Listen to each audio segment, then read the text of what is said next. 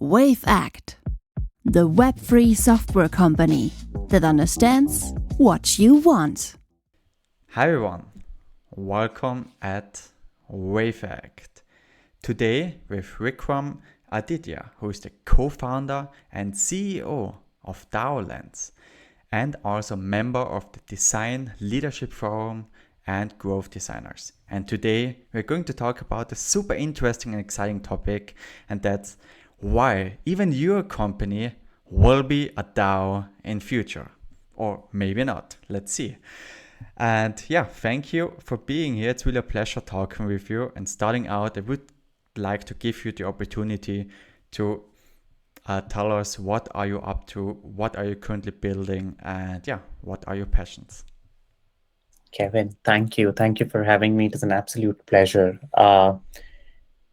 Okay, I'll start with a very small introduction and get back to the questions, because I love that sentence that you mentioned there. Every company will, in some form or the other, deal with the word DAO or the idea of a decentralization. And we want to get back to that as soon as possible. But for my background, I have a product and a design background, and today I'm building DAOLens. DAOLens is a DAO tooling and infrastructure product, and it's a business to DAO model. So what we essentially go and then do is, if you are thinking of going community first in your approach of business, we can help you with 3 or 4 verticals. So we classify the entire journey that you have to go through whether you are a contributor thinking of adding value, or maybe finding avenues to earn some money while contributing to a DAO, or you are a DAO admin thinking of managing your own community.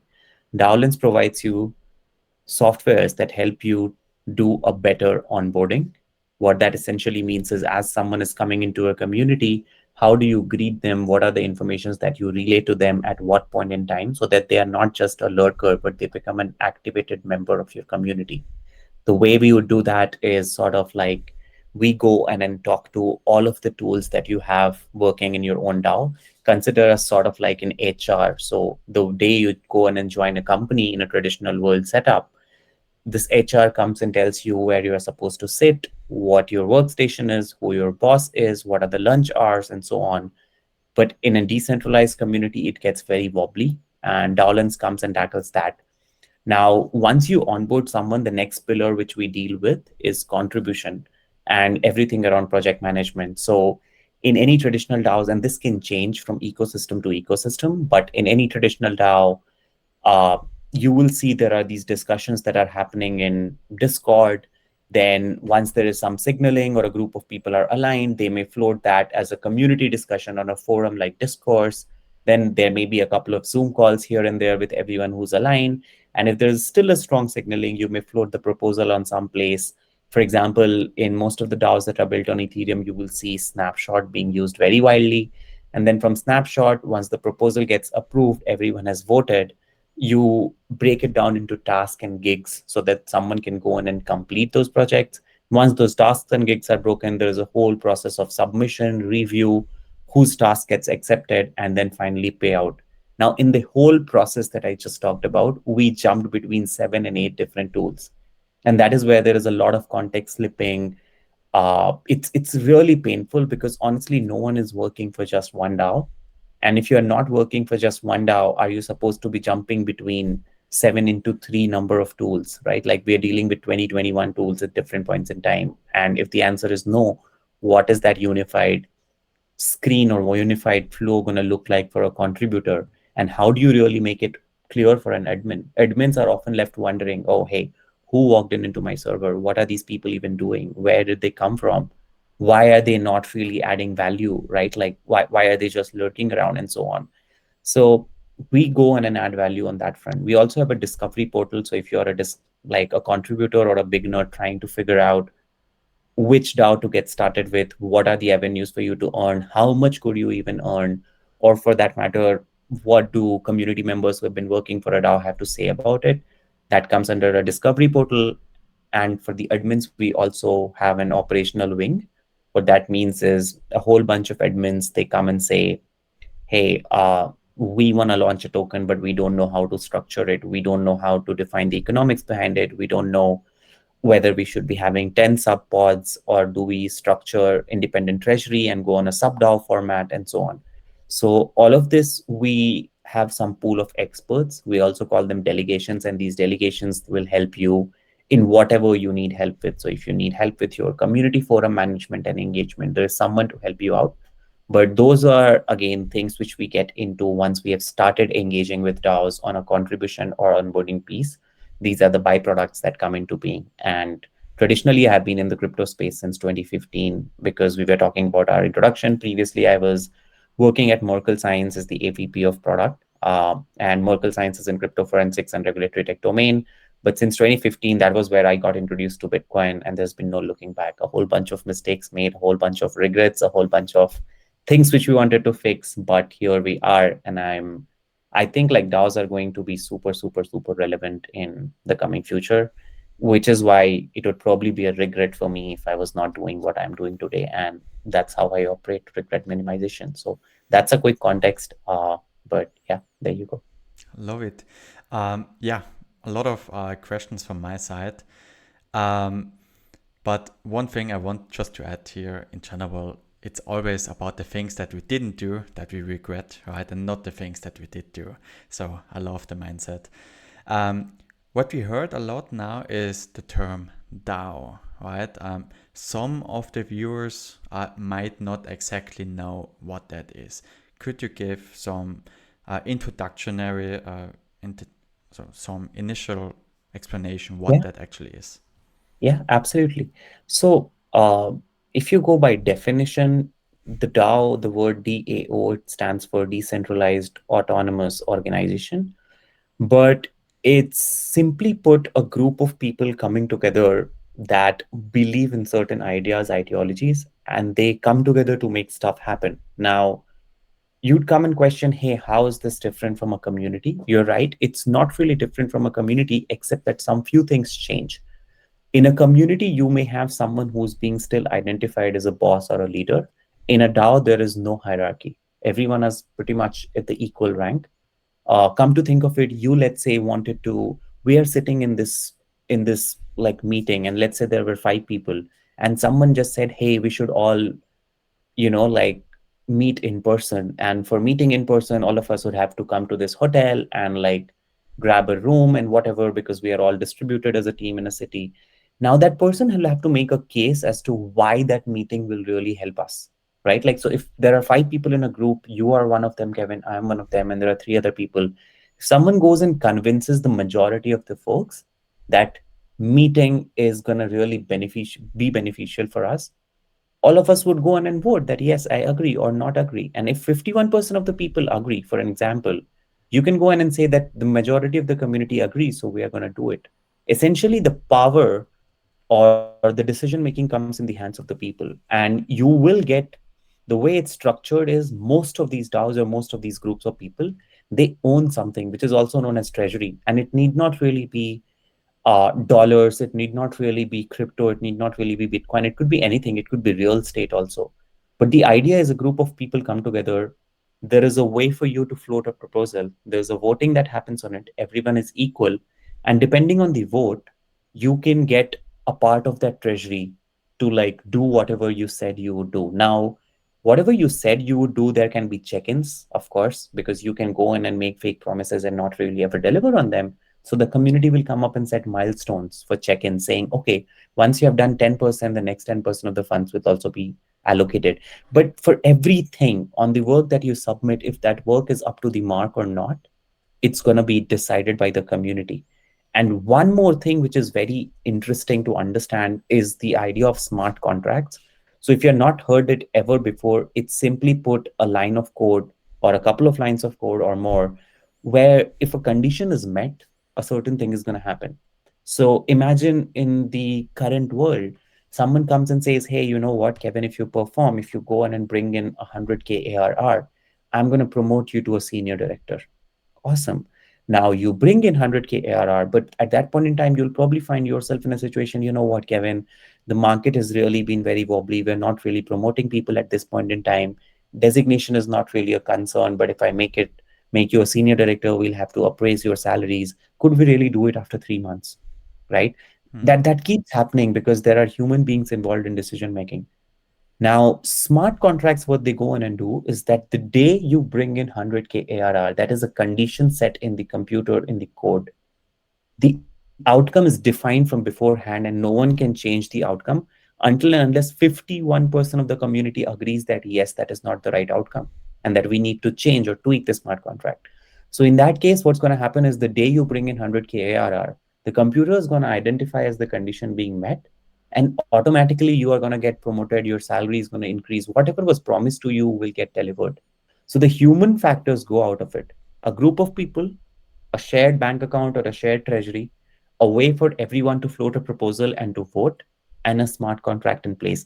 That is simply put what a DAO is. Now, you will see some DAOs don't have smart contracts, some DAOs don't have a treasury, some DAOs are still trying to figure out how they can have a business model. Some DAOs may just exist for welfare and so on. So there will be variations, but on a high level, that is what a DAO is.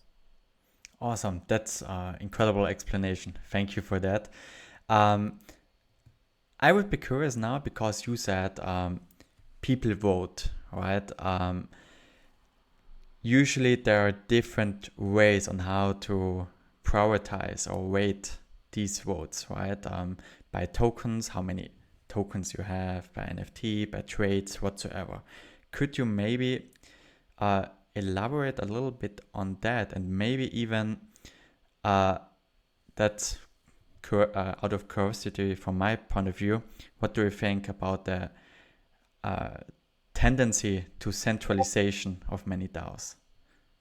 Oh, yeah, absolutely. So those are two very interesting questions. Let's talk about voting first. See, what happens in a DAO is that anyone who joins a community could vote if the DAO was designed to be that way, right? What that means is you can decide whether there is a gating or not. What I mean by gating is like, let's say it's a community and anyone can join it. It's like a Telegram group, it's like a Discord group. Anyone can join it, but that person has not still started contributing. Maybe they are too new. Maybe they have no good reasons to contribute or add value, which is why there are these safety mechanisms, which is more on the lines of, hey, let's gate. What that means is anyone, let's say there's a Discord group of a DAO called Alpha DAO. Now someone joins Alpha DAO. Great. Alpha DAO could have like 15,000 people at one point in time, right? Like, but is everyone equally capable of making a decision? No. What if someone comes with an evil intent and says something which is not beneficial to the DAO? They have a say and the DAO gets damaged. So what in this case you would go about doing is you'd go in and say, okay, everyone who's joined the Discord community of Alpha DAO or wherever the community hangs out, Discord is the most common example, which is why I'm using it. But you can go in and say, hey, anyone who has joined Discord community of Alpha DAO, that's still just a lurker or they are a member. They are not yet become a contributor or a token holder who's having the right to vote. Now, you could stay there and you could just do gigs, which is to say tasks. Someone has said, hey, write a Twitter thread on this. Someone has said, hey, we need someone to build an animation of our logo. And if you're good at it, you could go claim that. So in that case, you become a contributor. But you still have no vested interest in the DAO growing, right? This is where the idea of governance comes in. Governance basically is how the DAO is being governed, right? And you can go in and define parameters saying, okay, Vikram and Kevin, both of them are a part of the DAO, but Vikram doesn't have any right to govern, or Vikram cannot say what the DAO should do because Vikram doesn't hold governance tokens. So if a DAO comes and says that you can only vote if you hold governance tokens, it becomes something in the lines of you have to get a skin in the game because you are buying those tokens to get the governance power. You're buying those tokens, and those tokens are the DAO tokens. Most of the times, they're the DAO tokens. Now, if they're the DAO tokens and the DAO keeps on doing good in life, that token is going to grow up in value, right? And if the token is going to grow up in value, you are going to benefit from it. It's like holding a stock or holding a share. So you have a vested interest to act in the best interest of the DAO. You will not go in and suggest something which you have not really deeply thought about. This is beautiful because it can be, and then at the same time, like it could be a token, it could be, hey, you, unless you hold an NFT, you are not really allowed to vote. It could be anything for that matter. Sometimes we also see that holding a token and the tokens that you are using for voting, they are two different things. But at the end of the day, if we keep it simple, the baseline is you need to earn these tokens, and you need to like buy these tokens or contribute and earn these tokens to get into that spot where you have a say.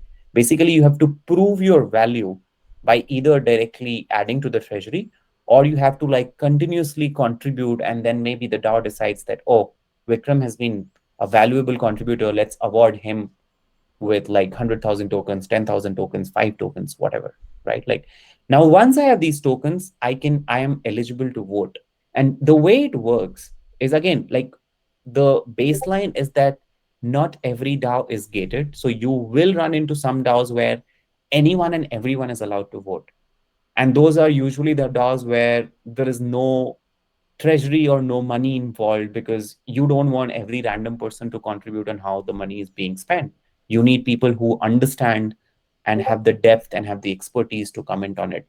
Now, let's say you have those tokens. Once you start like saying, in our case, right, like someone said that, okay, let's have an in-person get together. In when I would go in and vote on that proposal saying yes, that system of the computer, wherever I'm voting, mostly a platform like Snapshot, it's going to ask me to prove that I am a token holder. And once I prove that I'm a token holder, for that, I'll have to connect my wallet. The computer will read that, okay, I have the required number of tokens that makes me eligible to vote. Then I can go in and click on the button yes, and it will count as +1 to yes, right? That is how voting works. Now, there are multiple forms of it. It could be one person, one vote. It could be, I do not feel good about voting, I'm going to give my power of voting to you, right? Like much like it's like delegation of my voting power. It could be, hey, uh, if I have 3 tokens, I can go in and put 3 votes. Sometimes you can go in and say, you know what, there's this idea of quadratic voting. So for 1 vote, you have to vote with 1 coin, but with for 2 votes, you have to spend 4 coins, right? Like, so it's like you're very conscious. And these models, these experiments are mostly being done because there are obvious flaws with one person, one vote. Like I could be the majority token holder, and I could, like, if I have 10% tokens, I have like a way more of a say in how the DAO should function and what it should do with the money that is sitting in its treasury. So there are a whole bunch of models around how this voting works, and we can probably not get into it. But with that said, we could now dive deeper into your second question, Kevin. And if you'd like to like just elaborate on Mhm. what exactly you meant by the second question there, we could Um, touch base. sure. Awesome. Thanks again for that great wrap up. In general, my question resolved around because votes are usually based on the amount of tokens you hold, right? And people can just buy in with, if they have like 10 ETH, right? They can actually manipulate the DAO, or they just have more power over the majority of the community. So it could be, or usually oftentimes it is the case, in fact, that a small minority actually has the power or the majority of the votes, right? What is your your opinion, or maybe even your feedback on that? How do you tackle Yeah. that? Yeah, so you see, this is the reason why, because of the inefficiencies that come with in the form of governance attacks, or like someone having an undue influence, right? Like if a DAO is venture backed, that we see maybe holding like 10%, 20%, 30% of the tokens. And if they're holding like 20%, most likely the definition, like the decision is already done wherever they come in and vote, right? Like, so what usually tends to happen is that now there are a whole bunch of experiments being conducted where DAOs are organizing themselves as a centralized plus a decentralized setup, right? Like what I mean by that is that in there's one core group that is on a payroll, and they will continue to work the way standard companies work. But on the other end, and that core group is mostly going to take care of like some part of the treasury.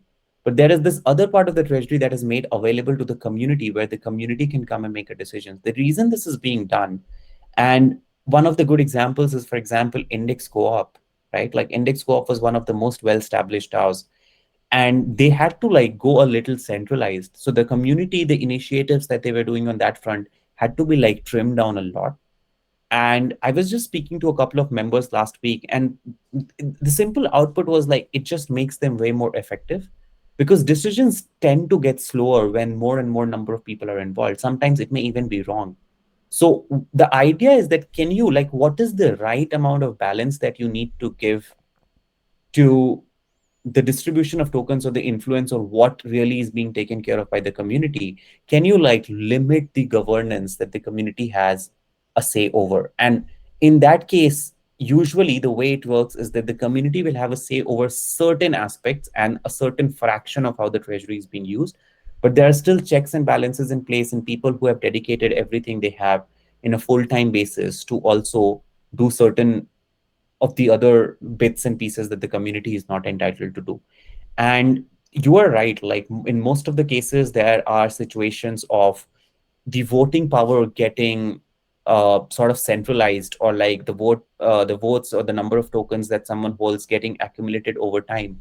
One reason it also happens is because it's the same 1% of the people who are frequently contributing, right? Like, and if you're contributing, you get rewards. So when you contribute, when you get a task done, you get paid with more tokens. And if you're getting paid with more and more tokens, with time, you will realize that you suddenly have a whole bunch of tokens that you have gathered, and those tokens give you power to do something with it, right? Like, and that's like, again, leading to centralization. So DAOs are coming up with mechanisms in which, unless a token is repeatedly being used in terms of voting, or if you're just sitting on a bunch of tokens waiting for the day where you could misuse your power, then those tokens are going to burn and the power is really going to get redistributed. What that means is you will not lose your money, but you will lose your voting power. And again, too early for us to comment, but a whole bunch of experiments are being done in terms of, should we really get rid of, like, I think it was somewhere around August or September of 2021 when Vitalik published a piece saying, hey, do we really even need a token-based governance? What if we go with something like a proof of humanity, where you go in and say that, okay, I am one person. It's not like Kevin has created 5 wallets and Kevin can vote as 5 people. There can only be one wallet for someone as Kevin, or what for that matter, we let people who have more expertise. And how do we read their expertise? As you start contributing, you start earning something which is like NFT, which says that, okay, you have Vikram has an expertise in, let's say, governance.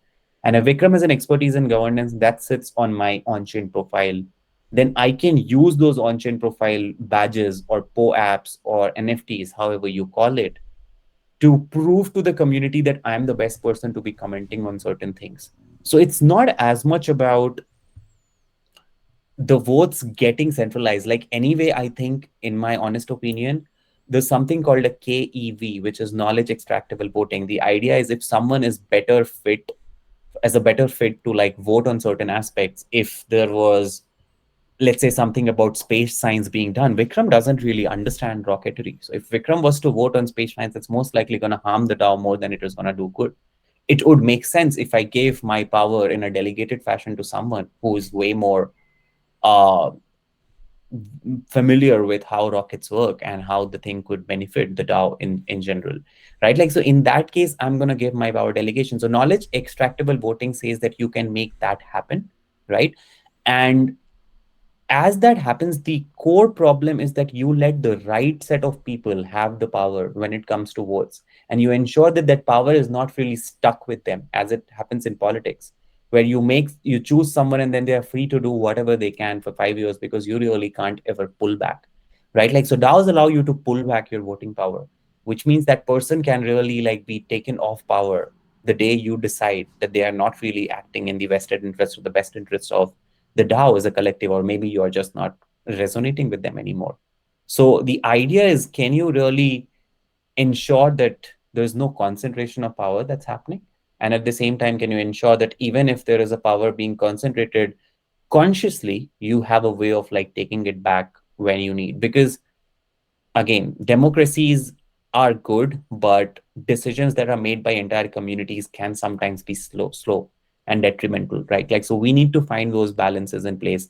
Things like POAP, things like proof of humanity, things like I just talked about KEV, knowledge extractable voting. There is also this model of, okay, because people vote and they will act in the best interests if they are penalized. So let's say I vote on something and that results into a bad output. Should I be penalized for my contributions in the original vote, right? Like, and there's this model which again, Whitelake, I think, talks about, it says futarchy. It's spelled as futarchy. It's mostly on the lines of, can you make a prediction on whether the outcome is going to be true or not? And if your prediction actually is in the right way, you will get more rewards. If your prediction is wrong, you will end up losing. So people are now being forced to act in the best interests, and you are just ensuring that the power is not really getting centralized. A whole bunch of experiments, and it's really all over the place, but it's very interesting. It's super dynamic, and some of the best innovations are like really waiting for the world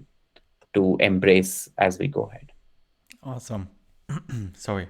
It's interesting to see the parallels actually, right? When we're looking at political systems, direct democracy has its weaknesses, as we know, right? Because not everyone can vote or should vote and everything. As you just said, it's basically the same with DAOs. And also the concept of delegated votes, right? Which also reminds, as you said, on political systems. So we're actually returning to, I would say, maybe even scientifically proven systems, right? But we just do it differently, maybe in a better way, right? And as you said, because you can revoke your stake, which is awesome, right? Which incentivizes, if we talk, imagine political DAOs as a comparison now, you actually incentivize politicians to act in your best interest, right? So getting back to companies, right?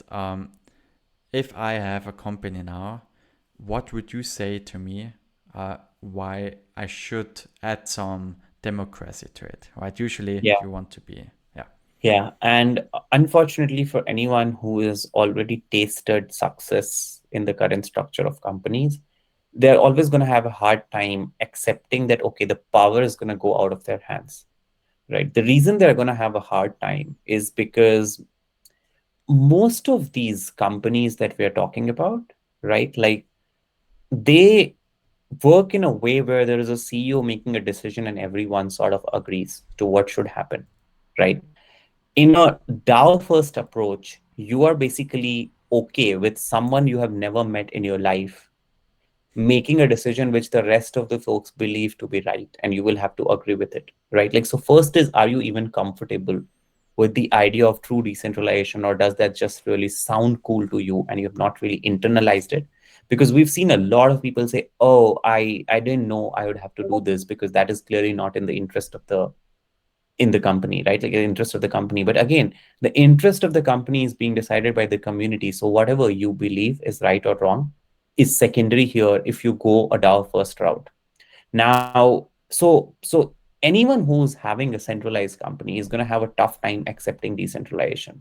But the benefits that you really see, and this was again a discussion I had this very weekend with a friend, was, hey, why do DAOs even exist, right? Like, in the couple of things or the couple of models where it has worked brilliantly is wherever there is a collective intelligence or a hive mind coming in.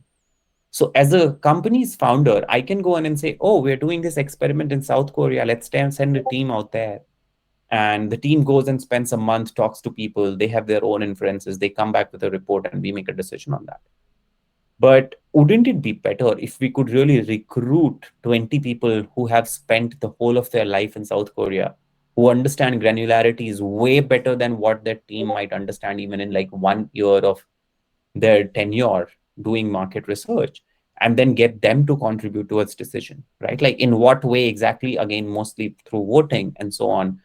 To what extent you can have checks and balances in place for that. But one of the reasons, or one of the models where it works brilliantly, this hive mind or this collective intelligence, is already investments. You will see DAOs have mostly been super successful as an investment model, wherever investment is being crowdsourced, or a couple of people who have an exposure or a background in just like deciding what would be giving you a better return are better placed when they are structured as a DAO, because I may not know about art or music, but maybe my friend really has a good insight into what something could mean, and if he or she could help me do this and I could help them with whatever I am good at, we are collectively growing as a group, right? The second advantage that any company gets out of building a community first approach is that you have distribution on day one. And it's very important to understand. Today, what you do is like you go hire a salesperson. That salesperson goes and makes a pitch, right? That pitch is because you are paying that person. They are not really advocates for you. DAOs by nature bring together people who resonate with the vision and the mission. Those are individuals who really align with what you're doing. If you're doing climate tech, it's not someone who's just going to say climate is something we should pay attention to because it's cool to say so. They're going to really say it because in their heads and hearts, they are not sleeping properly because we have messed up our environment, right? Like, so if that person is out there, they're never really going to be selling or like making a pitch. They're just going to be telling their own story. And people who are aligned to it, they have a lot more drive as such to like let whatever you are building spread.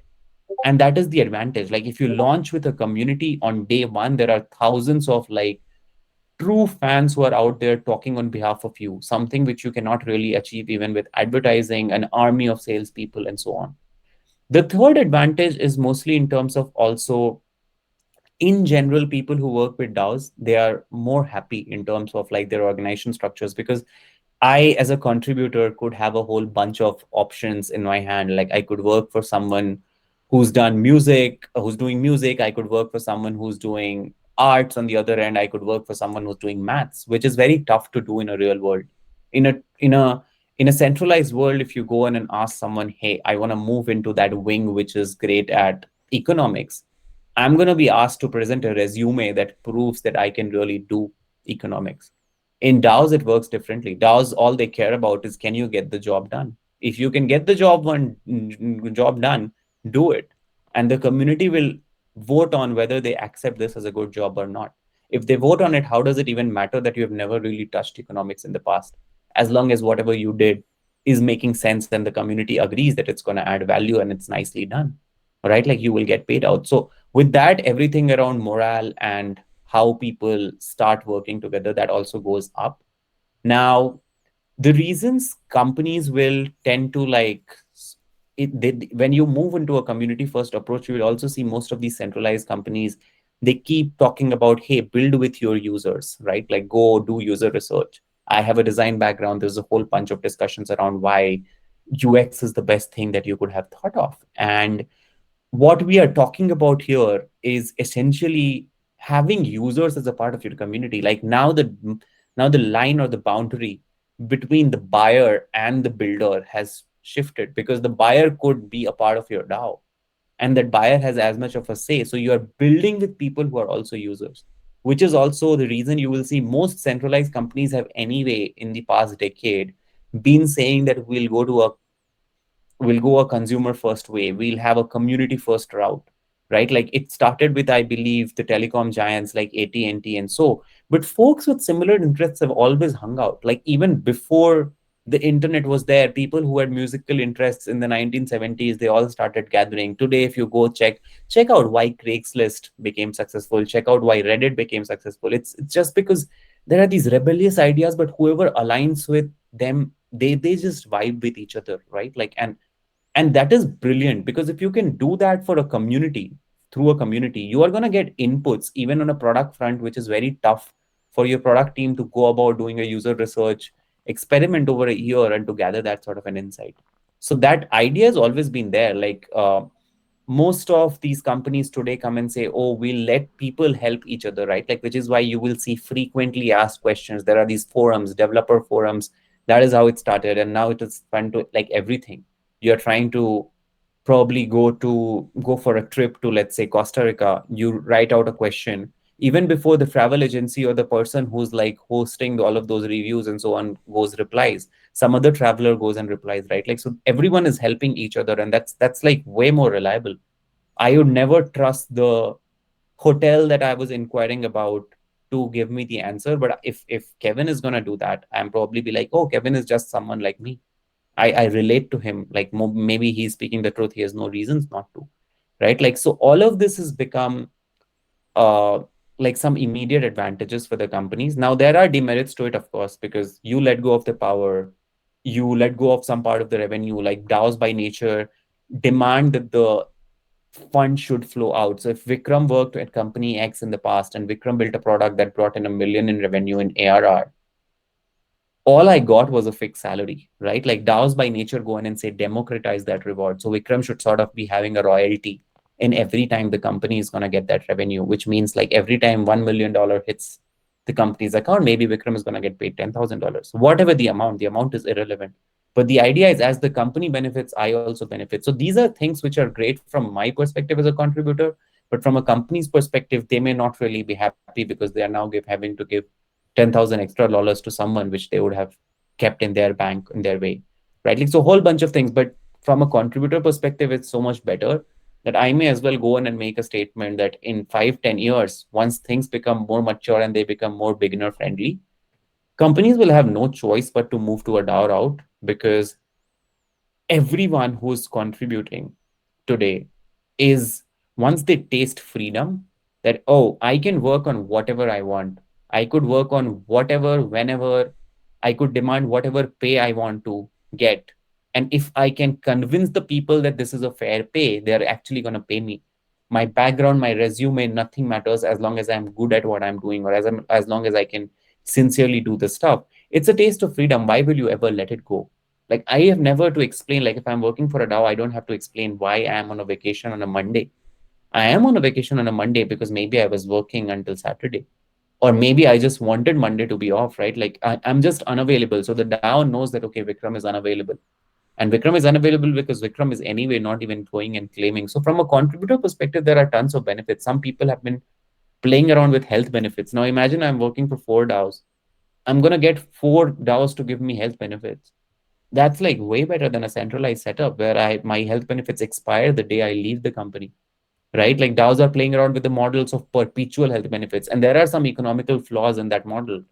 But still, the very idea, it's so close to how as human beings we function and we operate, that most likely it's gonna gather fire. And if it's gonna gather fire, then you will see that so many contributors start contributing to DAOs that companies will realize if they really want to function, they will have to open a DAO wing or a DAO arm. It's gonna be tough for anyone who's established.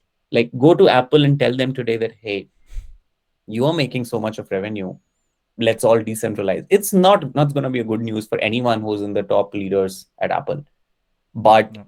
it may backfire as well. Like maybe Apple is better at doing whatever they are doing with a centralized setup with those designers, because today there are like these timelines that they stick to, right? Like but you don't know. So it's a journey. We'll see how it evolves into, but very bullish on DAOs in general for sure. Wow, awesome. Yeah, the last thing you just said, with it's super difficult for more established companies, right? That was supposed to be my next question actually. It's actually when you build something from scratch, right? It's always easier to set up a structure and have that team associated with that mindset, right? And everything.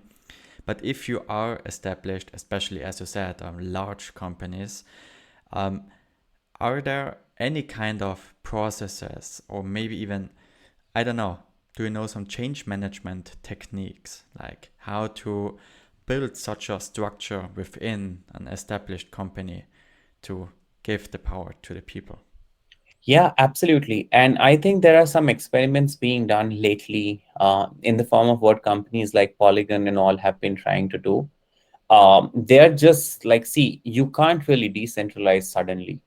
If you do it, everything is going to collapse, because it takes a while. It takes a lot of effort to manage a community in a way where you can rely on people.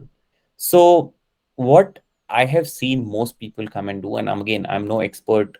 There may be better people in our listener or viewer base when it comes to this front. But essentially, the idea is that even if you're an established company, you will have to start from scratch. But you will have to start from scratch, not about building your company. You will have to start from scratch and figuring out where the community piece fits in nicely, right? You will have to go about launching a community. You will have to come up with an incentive model where I'm contributing and I'm getting rewarded for that model. And maybe you try it out with just one small product. You maybe try it out with just one small geography, and then you let things flow from there. That is usually how you would learn, because honestly, as far as decentralized setups go, there have been failed experiments a whole bunch of times in the past, like open source movement, brilliant on paper in theory, but it didn't really go anywhere, right? Like even before internet, there were those sorts of movements that were done, but they have not worked because there was never a way of letting the benefit trickle down in the system. Now, finally, crypto is letting people do that. Unfortunately, crypto or Bitcoin or Ethereum, it still gets associated with get rich quick sort of a scheme. It's like, oh, if you invest in crypto, you'll go rich. But crypto is really interesting because it helps you tokenize benefits and it helps you like let the reward flow, right? Like that is the beautiful part about why crypto as a technology matters. You can go write a review for Yelp. Imagine Kevin goes and writes a review for Yelp, and Vikram goes to your review, and then I go and order from the same restaurant you ordered it or you wrote a review for. That restaurant should ideally be paying you as well because your review helped me change my mind, right? Like now it's tough to track whether it was exactly one review or three reviews. But the idea is and then if I am a happy customer, I am also going to write a review tomorrow, which is again further going to drive the business for that restaurant. So if you do that, it's incentive, which otherwise today doesn't exist. Like why would I go on and bother about opening Yelp and writing a review? People still do it, but not everyone does it. Like I have also been guilty of skipping whenever they go in and say, what did you think about us? I'm like, okay, skip, right? Like that way. So centralized companies, even giants for that matter, they will have to try in a smaller, I would say, parts before you actually start expanding, because the idea is definitely interesting and promising, but it has its own flaws. And it's okay if it takes us 5 or 10 more years before we see every company moving into this sort of a structure. Or maybe we realize that there is a better or a middle ground between what a centralized and a decentralized setup is, sort of in a hybrid role, where you are doing certain things in a decentralized fashion, certain things in a centralized fashion. So I often don't see it as a binary 0 to 1 output. I think we are on a spectrum which is like very wobbly. We'll figure out what the right thing is. Maybe we'll not even call it a DAO in 5 years. We'll be calling it something else. There are these ideas, these terms, which are also like very ironical: concentrated decentralization. That term itself sounds weird, right? Like what does concentrated decentralization look? But again, my point being that there are ways to do it. You will just have to like make some few experiments, and it is for, we're already seeing that happen. Like I was very happy the day I saw that, oh, Polygon is now going to do it. Uniswap on that matter, for that matter, has also been like doing a good job of, they also, there's limited governance in Uniswap also, so you can only vote on certain things, but there is like still a team that takes care of a whole bunch of things. And sometimes you see like even concentrated governance is not good. For example, when you're doing something for social good, right? Like you don't want, because the problem with giving control in a concentrated setup is that it's very easy to influence them. It's very easy to like hack something. It's very easy to like make the wrong decisions as a group, because the 10 of us know each other in a concentrated group, and we may all be biased or swayed by the same thing. Now, you don't want someone who's doing something for social good to sit in a concentrated setup and then all of them end up making the wrong decision. So it's not like complete decentralization is bad for all models as well. But again, it will take us some time before we figure out what exactly is the model. To answer your question, I think centralized companies will also have to start from scratch to try decentralized models on smaller products, on smaller revenue lines, on small new things that they can do. But it is going to change. Like you will probably not sign in into a website with that sign in via Google button. You will most likely be signing into websites by something like sign in via your Coinbase wallet or sign in via your MetaMask wallet. Because everything I'm doing today, my LinkedIn feed gets optimized based on what I do on LinkedIn. How about whatever I am doing? And there is a problem in that LinkedIn knows everything about me. How about LinkedIn knew nothing about me, but LinkedIn feed could get optimized if I wanted to based on the clicks I'm making on Instagram? It could not be. It's up to me. The control is in my hand. That would be a brilliant and a beautiful world, right? Like where everything is like intermingled. You apply for a job and you do not have to sit for an interview. You apply for a job and someone looks at your on-chain profile, there is enough proof that Vikram has always delivered. So all the evaluations that you're probably going to try and do, they can all be shortened. You could apply and get a job offer in 2 minutes or like in under one day, right? Like that whole process could be made a lot more simpler. So So a whole bunch of things like applying for financial loans. If there is enough on my on-chain profile that says that I'm a reliable lender, maybe you could issue me more than what you are used to issuing to people like me. Because and then that just makes me better as a recipient, because I can do much more things with more money. Like maybe I'm trying to start a business. It would change world for good on a lot many more fronts. But again, early days, been 6 7 years since DAOs as a term have come in. We are still like, we can't, it would be wrong to compare it with something that has been established for 200 years, or maybe more, the orgs that we know of today. And in my view, I think one of the things which is also incorrect, or which is slightly something which we should all pay attention to, is that we keep looking at failed experiments in the DAO world or in the token or Web3 world, saying that, oops, this is so bad. I have always told that crypto is bad. See, this scam happened, this thing went wrong. But look at these startups, like 99% of the startups fail.